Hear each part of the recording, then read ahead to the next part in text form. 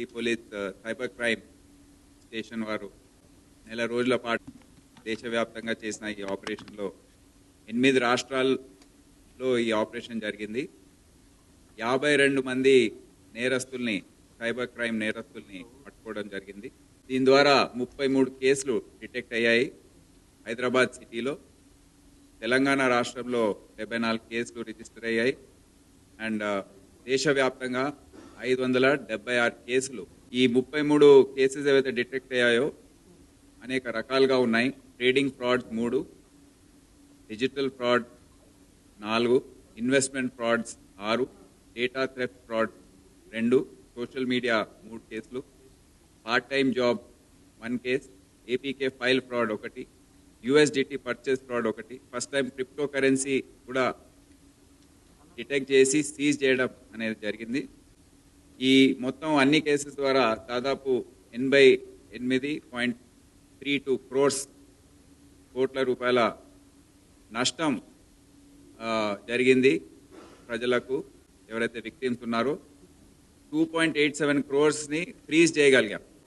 Seize చేసిన ప్రాపర్టీస్లో mobile phones 43, ATM cards 39, పాస్బుక్లు 17, cheque books 54, SIM cards 16, laptops 3, shell stamp 13, Aadhaar cards 9, QR codes 3, cryptocurrency worth 40 lakhs and net cash worth 47 lakhs.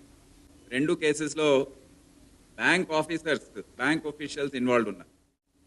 నిన్న మధ్యాహ్నం ఆర్బీఐతో సమన్వయ meeting జరిగింది. Regional director Patnaik గారు and అన్ని banks officers, అంటే వాళ్ళ సెంటర్ హెడ్స్ ఎవరైతే ఉన్నారో అందరు అటెండ్ చేశారు. చేసిన తర్వాత మేము చాలా విస్తృతంగా వారికి ఎక్స్ప్లెయిన్ చేయడం జరిగింది. ఏ విధంగా ఈ ల్యాబ్సెస్ జరుగుతున్నాయి, మనం ఏ విధంగా సమన్వయపరుచుకొని ముందుకు వెళ్ళాలని డిస్కస్ చేశాము. ఒక కమిటీ ఏర్పాటు చేశారు మా డీసీపీ సైబర్ క్రైమ్ ఆధ్వర్యంలో. కొంతమంది ఏవైతే మంచి ప్రాక్టీసెస్ అమలు పరుస్తున్నారో హెచ్డిఎఫ్సి వాళ్ళందరినీ కూడా దాంట్లో పెట్టి సిస్టమ్స్ ఏ విధంగా ఇంప్రూవ్ చేయాలనేది ఒక కమిటీ ఏర్పాటు చేసి తొందరలో రిపోర్ట్ తెప్పించుకొని వారు అమలు చేస్తారు. ఈరోజు మేము ఏం డిసైడ్ చేశామంటే ఈ వచ్చే 2025లో ప్రజల్ని కాపాడాలంటే ఈ సైబర్ క్రైమ్ నుండి అవేర్నెస్ చాలా చాలా ముఖ్యం. అన్ని సెక్షన్స్ ఆఫ్ సొసైటీలో ఈ అవేర్నెస్ క్యాంపెయిన్ అనేది, ఎందుకంటే మా విక్టిమ్స్లో మేము చూసాము 13 సంవత్సరాల నుండి 86 సంవత్సరాల వరకు విక్టిమ్స్ ఉన్నారు. అందుకే అవేర్నెస్ క్యాంపెయిన్ ద్వారా దీన్ని ఆపే అవకాశాలు ఉన్నాయి.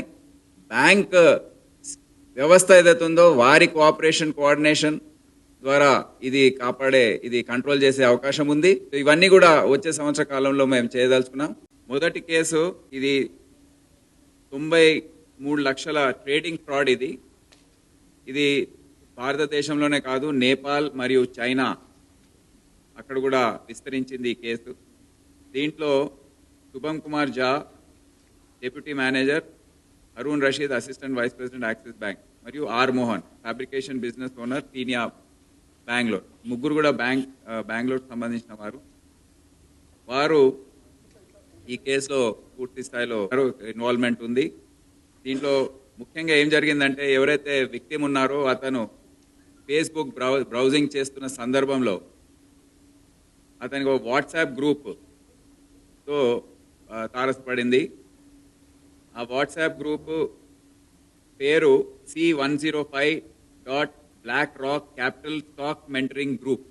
సో దీంట్లో అతను ఫస్ట్ అదంతా చూసి జాయిన్ అయిన తర్వాత అతనికి ఫేక్ కన్వర్జేషన్స్ ఉంటాయి. దాంట్లో మిగతా మెంబర్స్ కూడా అంతా ఫేక్ ఉంటారు. వాళ్ళు నాకు ఇంత ప్రాఫిట్ వచ్చింది, అంత ప్రాఫిట్ వచ్చిందని చెప్పడము. ముందు 40,000 దాంట్లో ఇన్వెస్ట్ చేశాడు. 40,000 ఇన్వెస్ట్ చేసిన తర్వాత ఆయనకి ఇనీషియల్గా కొద్దిగా ప్రాఫిట్ చూపించారు. అది చూసి మురిసిపోయి ఇతను మళ్ళీ ఆశ పెరిగి దాని తర్వాత ఐపీఓస్ కూడా వస్తున్నాయి, దాంట్లో ఇన్వెస్ట్ చేయాలని చెప్పడం. కొద్దిగా ఇన్వెస్ట్ చేసిన తర్వాత అనుమానం వచ్చింది ఇతనికి కానీ ఆ సందర్భంలో నువ్వు ఇప్పుడు విత్డ్రా చేయడానికి లేదు, ఇంకా ఇంత మినిమం అమౌంట్ ఇంత అవుతే కానీ నువ్వు విత్డ్రా చేసుకోలేవని బెదిరించడము, ఒక విధంగా అతన్ని ఫిక్స్ చేయడం దాంట్లో. దాని తర్వాత నెక్స్ట్ ఫేజ్లో 93 lakhs అతను ఇన్వెస్ట్ చేశాడు. రియలైజ్ అయ్యేసరికి మొత్తం అమౌంట్ కూడా అకౌంట్ అంతా బ్లాక్ చేసేసి ఏ ఫోన్ కూడా ఆన్సర్ చేయకపోవడం ఇదంతా జరిగింది. సో దీంట్లో ముఖ్యంగా నోటీస్ చేసేది ఏంటంటే ఈ శుభం కుమార్ జా, హరూన్ రషీద్ అండ్ ఆర్ మోహన్ వీళ్ళందరూ కూడా బ్యాంక్ ఆఫీషియల్స్ అవుతూ వీళ్ళు వందలాది మ్యూల్ బ్యాంక్ అకౌంట్స్ ఓపెన్ చేయించారు. బంధన్ బ్యాంక్లో ఒకటి మెసర్స్ మాహీ టెక్ సొల్యూషన్స్ అనేది ఒక అకౌంట్ ఓపెన్ చేయించారు ఫేక్ అడ్రస్ వాడుతూ. And login credentials were shared with cyber fraudsters via Telegram. And ఈ 93 lakhsలో 38 lakhs ఈ అకౌంట్ నుంచి వాళ్ళు డైవర్ట్ చేయించారు. ఇది చాలా ముఖ్యమైన అంశం. బ్యాంక్ ఆఫీషియల్స్ కుమ్మక్కైతే ఈ విధంగా అవుతుందని మనం అందరం కూడా గుర్తించాలి.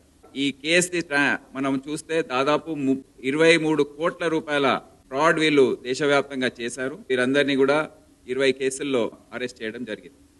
రెండవది కూడా ఒక ట్రేడింగ్ ఫ్రాడ్, అది కూడా 2.06 crore దీంట్లో పోగొట్టుకున్నాడు విక్టిమ్.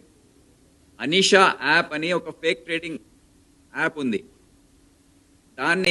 దాంట్లోకి ఇతను ఒక వాట్సాప్ గ్రూప్ VIP-H8-5 అనేది వాట్సాప్ గ్రూప్లో ఇతను జాయిన్ అయ్యాడు.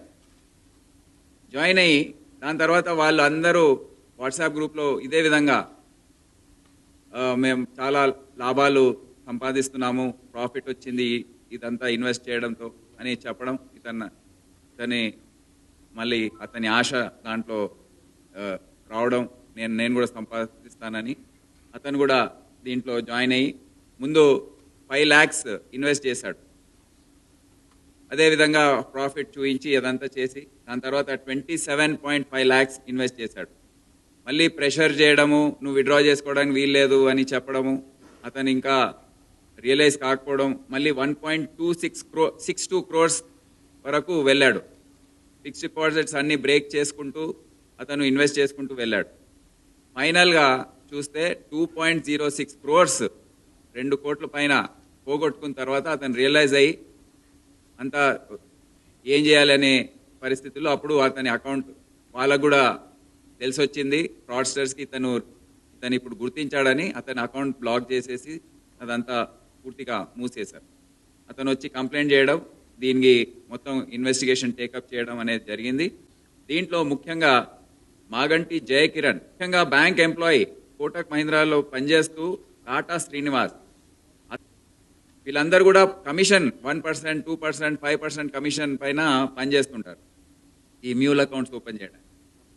మొదటిసారిగా మొహమ్మద్ జునేద్ అనే వ్యక్తిని పట్టుకోవడం, అతను క్రిప్టో కరెన్సీగా ఈ క్యాష్ అంతా ఏదైతే డైవర్ట్ అయ్యి వస్తుందో అది క్రిప్టో కరెన్సీగా మార్చడం అనేది అతను చేసే ఎమ్మో అది. సో అతన్ని ఫస్ట్ టైం USDT టెథర్ అనే క్రిప్టో కరెన్సీ సీజ్ చేయడం జరిగింది. ఇదే కేసులో క్యాష్ కూడా రెడ్ హ్యాండెడ్గా క్యాష్ కూడా పట్టుకోవడం అనేది జరిగింది. ఇది మన సిటీలో పేరుగాంచిన డాక్టర్ కపుల్ వీళ్ళు టెలికాం డిపార్ట్మెంట్ నుండి వారికి ఫోన్ వచ్చింది, నేను టెలికాం డిపార్ట్మెంట్ ఆఫీసర్ మాట్లాడుతున్నాను, ఈ విధంగా మనీ లాండరింగ్ కేసులో మీరు ఇరుక్కున్నారు, స్కైప్ కాల్ని అంతా బెదిరించిన తర్వాత స్కైప్ కాల్గా కన్వర్ట్ చేసి ఢిల్లీలో ఒక ఫేక్ IPS ఆఫీసర్ని పెట్టి అక్కడ వారికి అతనికి యూనిఫామ్ ఈ విధంగా యూనిఫామ్ వేసి అతని పక్కకు 2 ఆఫీసర్స్ని కూర్చోబెట్టి, ఇది చూడండి మీరు దీంట్లో ఇది దేశ ద్రోహం, ఇది మీరు చేసింది, మీరు డాక్టర్స్ ఈ విధంగా ఎట్లా చేశారు అని వారిని భయపెట్టించడం. దాని తర్వాత వాళ్ళని నమ్మించడానికి ఒక fake order chief justice of India justice Chandrachud గారి పేరు మీద ఒక ఫేక్ ఆర్డర్ కూడా తయారు చేసి వారికి పంపించారు కన్విన్స్ చేయడానికి, ఫార్వర్డ్ చేసి. ఇక దాని తర్వాత వాళ్ళు కొద్దిగా అరే ఇది నిజమే ఉండొచ్చు, ఏదైనా అంత చెప్తున్నారు, ఇంత యూనిఫామ్లో IPS ఆఫీసర్లు చీఫ్ జస్టిస్ ఆఫ్ ఇండియా పేరు చెప్తున్నారని భయపడ్డారు. భయపడిన తర్వాత ఇదంతా మీరు బయటపడాలంటే ఫస్ట్ మీరు మనీ డిపాజిట్ చేయాలి, రిటర్న్ చేస్తాము, మీరు మీ కేసు మీ పేరు క్లియర్ అయిన తర్వాత అదంతా రిటర్న్ చేస్తుందో మీరు భయపడకండి. ఇనీషియల్గా అయితే మీరు డిపాజిట్ చేయాలని చెప్పడం జరిగింది. సో లేకపోతే మీ భర్త మీ కొడుకు ఇద్దరు కూడా డేంజర్లో ఉన్నారు. వారు మళ్ళీ పోలీస్ ఏం చేస్తుందో మాకు తెలియదు, ఆల్రెడీ కస్టడీలో ఉన్నారు, ఈ విధంగా చెప్పడం జరిగింది. దాని తర్వాత ఆమె భయపడి 3 కోట్ల విలువగల ఎఫ్డీస్ని ఆమె ఒక 15 రోజుల పాటు ఆ ఎఫ్డీస్ అన్ని బ్రేక్ చేసి వారికి ట్రాన్స్ఫర్ చేయడం జరిగింది. ట్రాన్స్ఫర్ చేసిన తర్వాత వారు అంతా ఇక ఈమె ద్వారా ఇంకేమో వచ్చే పరిస్థితి లేదని తెలుసుకున్న తర్వాత దాన్ని మూసేయడం, బ్లాక్ చేయడం అదంతా జరిగింది. వారంతా అప్పుడు రియలైజ్ అయ్యి మా దగ్గరకు వస్తే కేసు నమోదు చేసుకున్నాము. ఒక పెద్ద టీం అక్కడ వెళ్ళి హర్పాల్ సింగ్ గుజరాత్లో, అహ్మదాబాద్ గుజరాత్లో హర్పాల్ సింగ్ మరియు సయ్యద్ అయూబ్ హాయ్ వీరిద్దరు సూత్రధారులు, వీరిద్దరిని పట్టుకోవడం జరిగింది. ఎందుకంటే డిజిటల్ అరెస్ట్ కేసుల్లో అరెస్ట్ చేయడం అనేది చాలా తక్కువ, ఇది చాలా రేర్ కేసెస్ అన్నమాట.